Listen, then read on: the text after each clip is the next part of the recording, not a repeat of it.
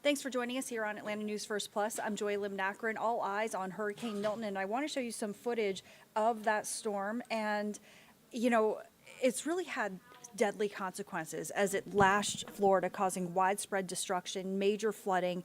It even spawned tornadoes across the state. Millions of people are without power. Milton has also claimed at least 4 lives as well. Now, I mentioned that tornado. Let me show you this footage. Look at this video. This is from a surveillance camera, and it shows that possible tornado barrel through St. Lucie County on Wednesday. You can see a tree getting swept away by the intense winds there. As we've talked about, this hurricane spawning numerous tornadoes as a result. And first responders in Tampa, let me show you this video here. First responders in Tampa working to rescue people who were trapped in their homes after Hurricane Milton barreled through that state. And this is video from a little bit earlier this morning where you can see adults, teenagers, dogs being loaded onto a boat, taken to a truck. And, you know, they're just waiting to get to safety. And apparently this is really their best chance at getting out of there at this time. And, you know, with everything that's happening, thousands of people evacuating out of Florida are actually finding shelter in Georgia, even in metro Atlanta. Many of them waiting on the sun to rise, have been waiting on the sun to rise just to learn the extent of the damage. The Red Cross saying that they have room to shelter people in the wake of Hurricane Milton. Sarah Hammond reports from one of those shelters in Jackson, Georgia.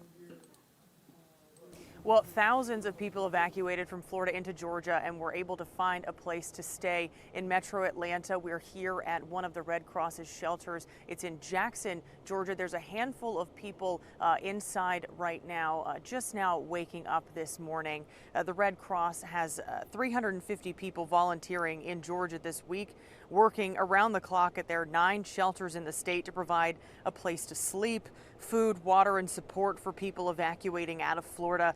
At least 3 million are without power in Florida right now, and many of the people in these shelters across the state are waiting for the sun to come up to see the full extent of the damage left behind.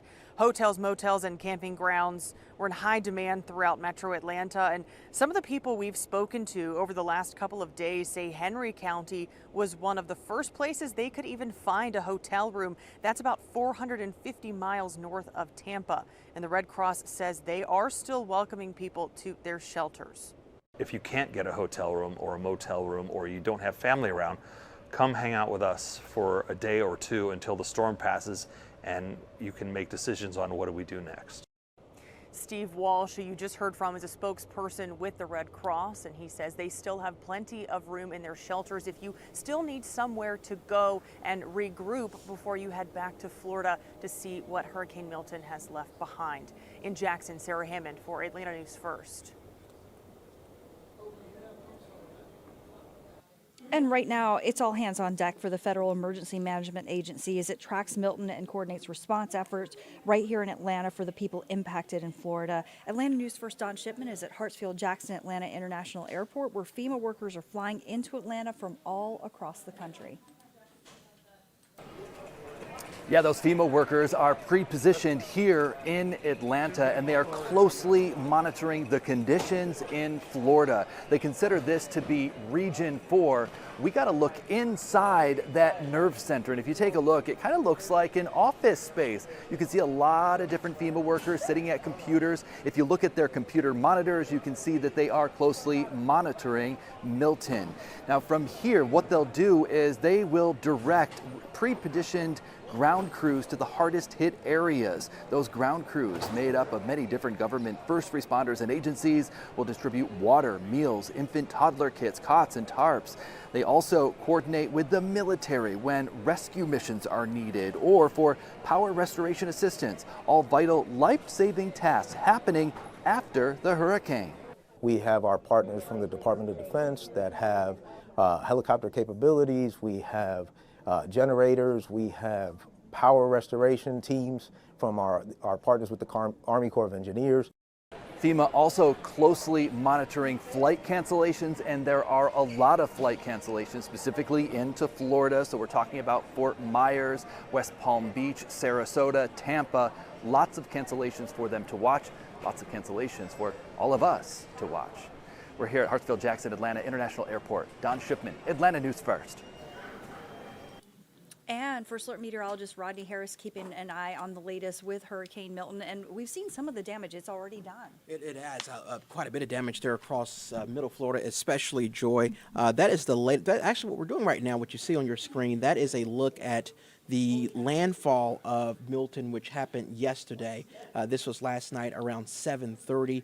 Milton making landfall just south of Sarasota as a major hurricane, a Category 3 hurricane with 120-mile-per-hour winds. You can see the eye as it moved onto land on Florida, again, just south of Sarasota. That was around 8:30 on Wednesday night. So a very strong Category 3 hurricane, which produced more than 100 tornado warnings, by the way, as Milton moved onto land. As you know, anytime a hurricane moves onto land, especially to the right of the center, the eye of the hurricane, because of the circulation associated with it, you typically get a lot of spin-up tornadoes. So that was the case yesterday going into the overnight hours. Right now, Milton is not in Florida anymore, at least the center of it is east of Florida.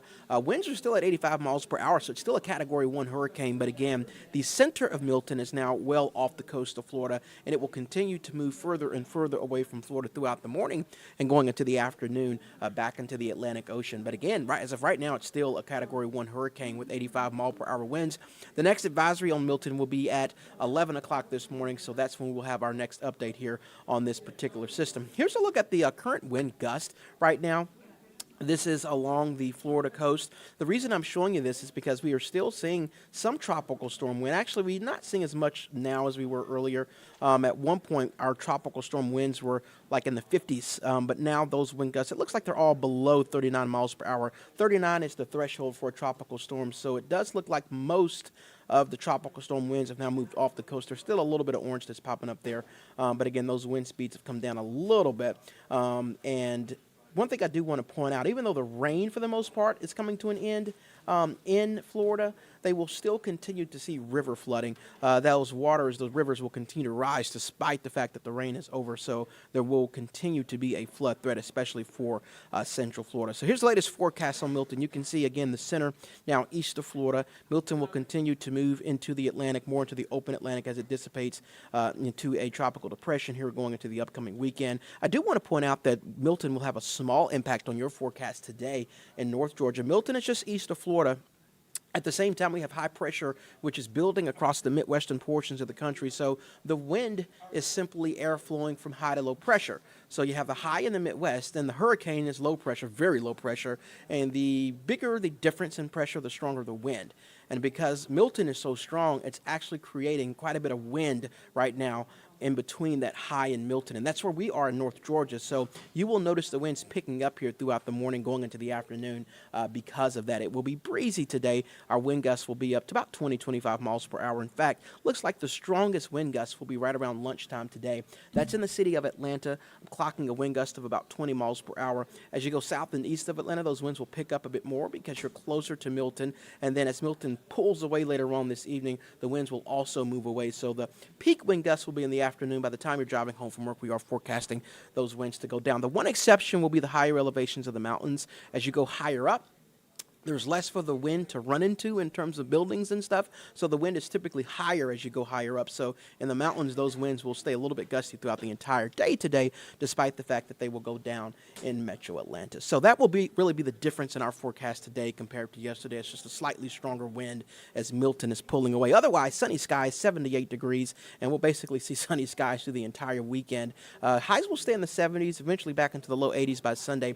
I do want to point out that the lows will be fairly cool in the mornings. We're talking about the low 50s in Atlanta, which means the upper 40s will be possible in the northern suburbs. So keep that in mind as you get out the door. You'll definitely need the jacket starting tomorrow morning through the entire weekend. We have another cold front that'll move in at the beginning of next week. So Monday's high is 80, Tuesday 70, Wednesday morning 46, and by Wednesday afternoon 66 degrees. So that'll be the story for us in North Georgia. We'll see plenty of sunshine, but cooler, particularly in the mornings, and really pleasant in the afternoon. So we'll keep you up to date on Hurricane Milton again. The worst of Milton is over. They will continue to see river flooding because you can get those waters to rise even when the rain stops. But the wind and the rain, the active rain, is quickly starting to pull away from Florida, which is certainly good news. But we'll keep you up to date on Milton again. A new update will happen at 11 o'clock, so we'll have that for you on the First Alert Weather app, and we'll keep you up to date on your local forecast as well. We hope you guys have a great Thursday. And until next time, we'll see you soon.